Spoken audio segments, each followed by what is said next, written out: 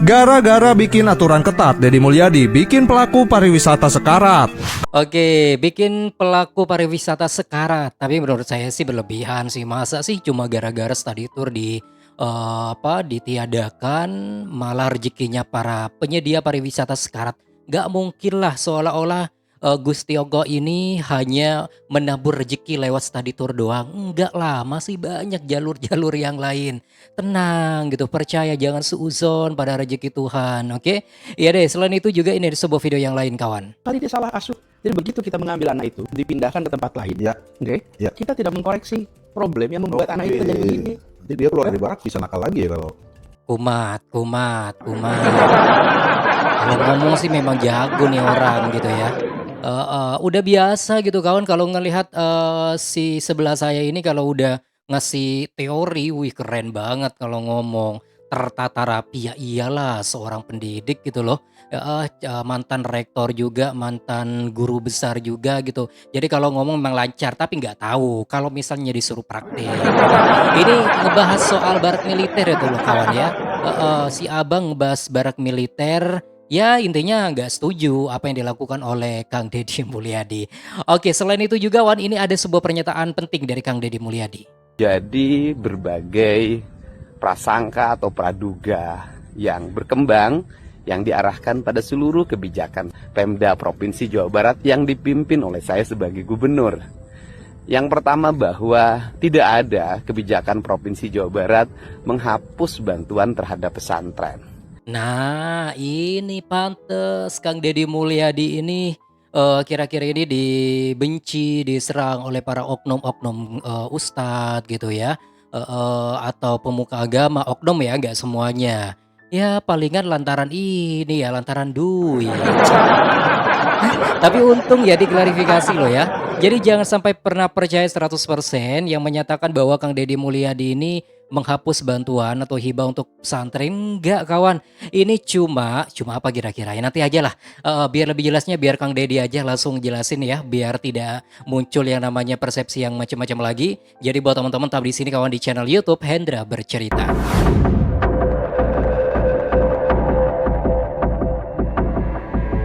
Halo, assalamualaikum warahmatullahi wabarakatuh. Salam sejahtera buat kita semuanya. Selamat bergabung di sini di channel YouTube Hendra Bercerita, tempat informasi dan updatean terbaru, situasi politik, sosial, dan apapun itu di Indonesia bahkan di luar Indonesia, dan juga tentang tokoh masyarakat, public figure. Salah satunya adalah mengenai Kang Deddy Mulyadi. Gak ada habis-habisnya kebijakannya selalu muncul yang namanya pro dan kontra. Tapi kalau menurut saya banyak pro-nya gitu ya.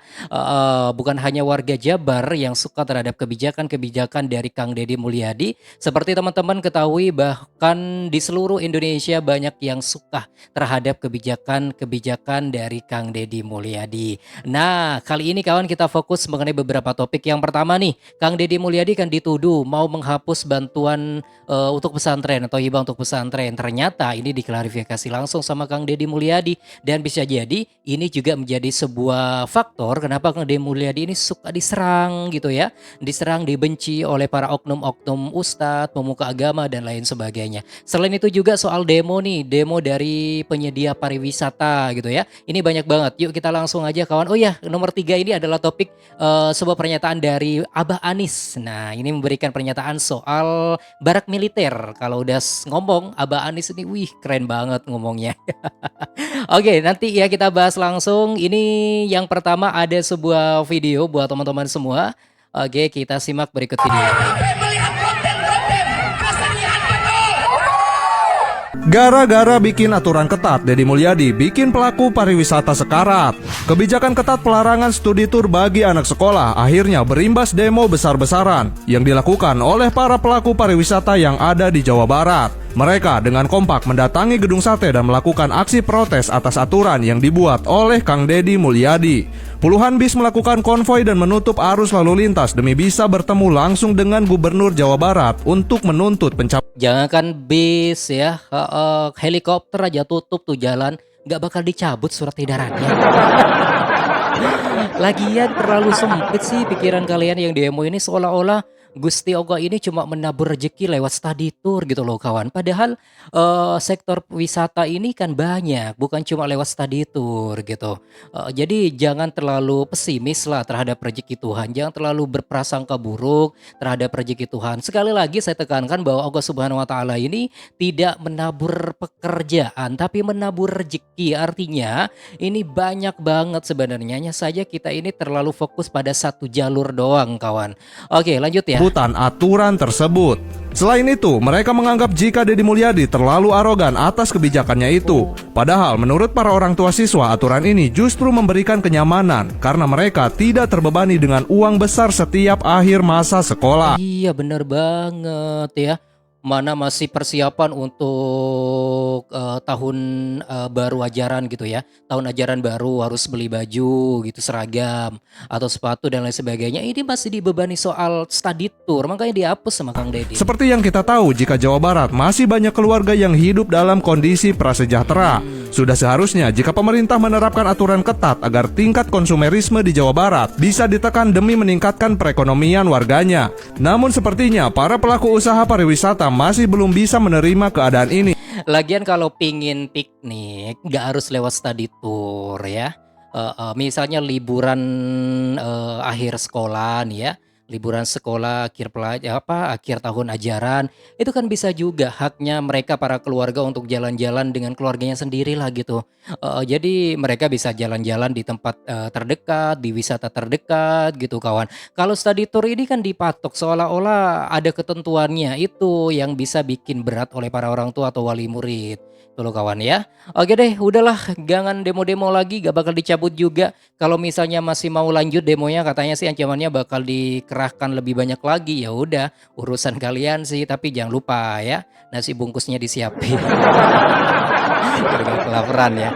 Oke, lanjut ya, kita akan bahas lebih lanjut kawan buat teman-teman tetap di sini di channel YouTube Hendra Bercerita.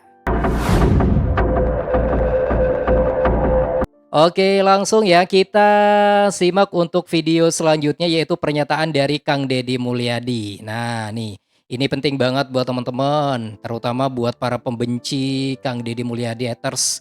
Kang Deddy Mulyadi yang udah bilang anti-Islam lah, terus sengaja mau menghapus bantu untuk pesantren lah nih. Klarifikasi dari Kang Deddy. Assalamualaikum, sampurasun, nulujeng enjing wargi Jabar. Semoga sehat selalu ya seluruh warganet dimanapun berada. Semoga pagi hari ini pagi yang bahagia. Ada beberapa hal yang saya ingin sampaikan pada semuanya, karena di media sosial kita sering terjadi berbagai prasangka atau praduga yang berkembang, yang diarahkan pada seluruh kebijakan Pemda Provinsi Jawa Barat yang dipimpin oleh saya sebagai gubernur. Yang pertama, bahwa tidak ada kebijakan Provinsi Jawa Barat menghapus bantuan terhadap pesantren. Yang ada adalah melakukan evaluasi terhadap bantuan yang selama ini dilakukan karena bertumpuk hanya pada 2 kabupaten, yaitu Garut dengan Tasik. Selain bertumpuk pada 2 kabupaten, juga banyak saya temukan bantuan-bantuan itu malah ngalir ke lembaga atau yayasan yang seluruh aspek administrasinya menurut saya itu bertentangan dengan prinsip-prinsip undang-undang, sehingga diperlukan upaya investigatif dan sekarang sedang berjalan. Yang kedua, banyak juga terjadi misalnya satu lembaga mendapat hampir 50 miliar, dan itu juga mencerminkan rasa ketidakadilan. Kalau bicara akhlakul karimah, sudah jelas itu bertentangan dengan prinsip-prinsip akhlakul karimah yang diajarkan oleh Rasulullah SAW. Untuk itu, mohon semuanya bersabar. Pemerintah Provinsi Jawa Barat sedang mencari formulasi yang tepat agar anggaran negara ini tepat sasaran dan memiliki dampak terhadap para santri, sehingga para santri, terutama santri dari kalangan masyarakat menengah ke bawah di pesantren-pesantren kecil, bisa menikmati anggaran dari pemerintah provinsi sebagai bagian untuk memberikan stimulus agar dia memiliki ketenangan, ketentraman, dan optimisme dalam menuntut ilmu agama. Saya ucapkan terima kasih pada semuanya. Mohon maaf apabila kebijakan saya membuat kecewa beberapa pihak. Salam hormat. Nah itu ya pernyataan dari Kang Deddy Mulyadi. Justru Kang Deddy Mulyadi ini ya bukan menghapus bantuan pesantren tapi menyamaratakan kawan. Karena sebelumnya bantuan ini kan hanya tertumpuk pada beberapa daerah saja di kawasan Jawa Barat. Seperti yang teman-teman lihat tuh ya.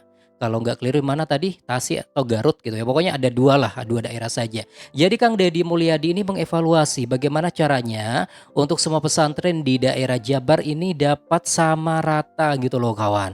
Itu baru keadilan sosial seperti Pancasila gitu loh. Jangan sampai kita langsung menuduh anti Islam lah Kang Deddy dengan ditujunya menghapus dana hibah untuk pesantren. Padahal ini cuma mengevaluasi, memperbaikinya gitu ya.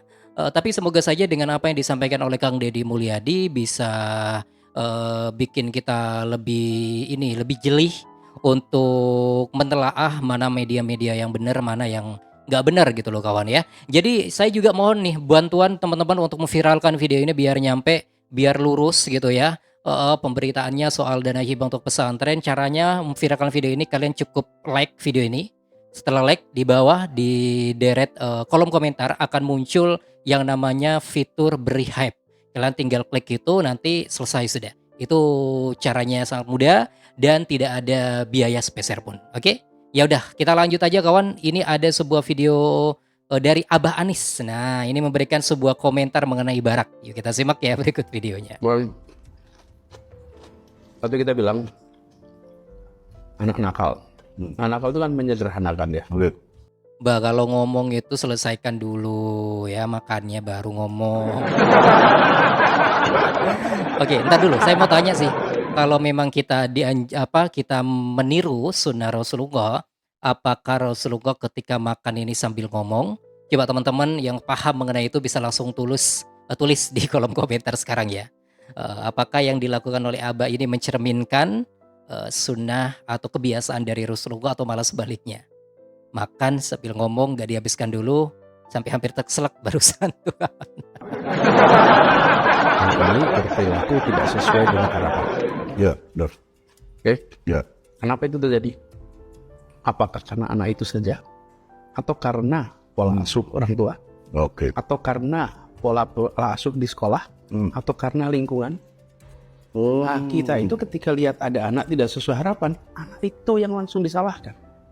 Oke. Lalu anak itulah yang kemudian harus nanggung resikonya. Lebaran kali dia salah asuh. Jadi begitu kita mengambil anak itu, dipindahkan ke tempat lain. Ya. Oke? Ya. Kita tidak mengkoreksi problem yang membuat anak ini terjadi. Oke.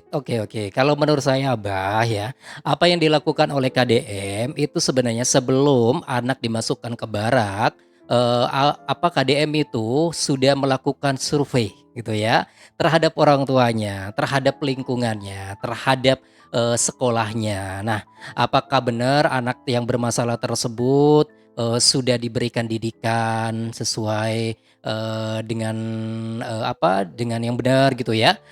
Itu pasti udah ditanya sama KDM, sama orang tuanya, sama sekolahnya, sama lingkungannya. Dan kalau misalnya udah ditanya ternyata sudah di pola asuh dengan yang baik, benar pola asuhnya tapi anaknya masih nakal, baru Kang Deddy membawa anak tersebut ke barak gitu loh kawan. Nggak semerta-merta nakal nggak di cross check dulu lingkungan orang tuanya atau sekolahnya langsung dibawa diseret ke barak militer, enggak. Kang Deddy Mulyadi pasti paham lah mengenai itu.